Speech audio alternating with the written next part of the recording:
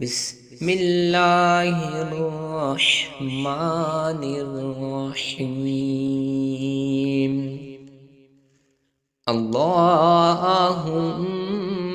فرجنا بدخول القبر واختم لنا بالخير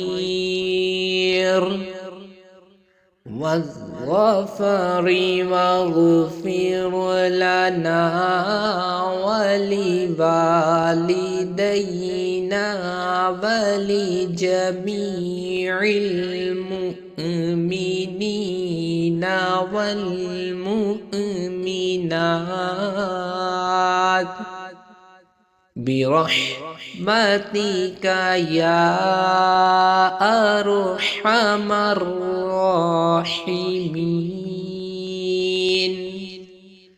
وصلى الله على محمد وآله أجمعين.